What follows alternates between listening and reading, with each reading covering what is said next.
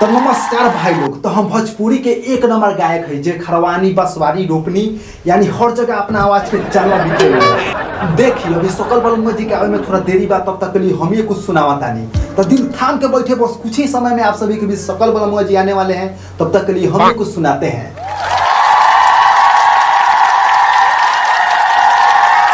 तो एक मेरा गाना सुन लीजिए। तो मिले खातिर दिल बेकरार काहे होला, मिले खातिर दिल बेकरार काहे होला, आ प्यारे में लोगवा बीमार काहे होला, प्यारे में लोगवा बीमार काहे होला। ओकरा बाद अब नइखे याद। एगो और गाना सुनावा तानी। हे हमारे गाना के कोनो जोर बा, हम ब्रांड सिंगर नु बारी। हमारा गांव के सब केहू कहेला कि तोरा आवाज में दम बा, दर्द बा, फीलिंग बा। आ जे एक बार हमारा गाना सुन लेवेला वो बार बार नाम लेवेला। तब आप सभी के इंतजार की घड़ी खत्म भेला। बड़ौगर लोग के जोरदार ताली के साथ हम स्वागत करता नहीं भोजपुरी के सबसे फाटल स्टार, आई मीन भोजपुरी के फटाफट गीत गावे वाला स्टार जे दिन भर चिबावेला अलुआ, नाम हवे सकल बलमुआ। तो एक बार फिर से जोरदार ताली ठोकी सकल बलमुआ दिया। कहीं पकड़ी सकल बलमुआ।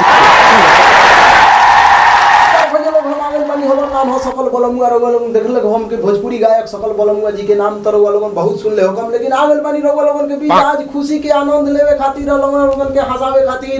नाम हो सकल बलमुआ। आवे में थोड़ा लेट हो गई तो ओकरा खातिर रउआ लोगन से क्षमा मांगतानी। वो आइली है लेट से, खाली भाषण दे हम की कुछ सुनाबो करब। हम तो भैया लोग एगो हमर कैसेट बड़ा हिट भई रहे तारी वाली। तो आई हम रउआ लोगन के सुनावा तानी तारी वाली।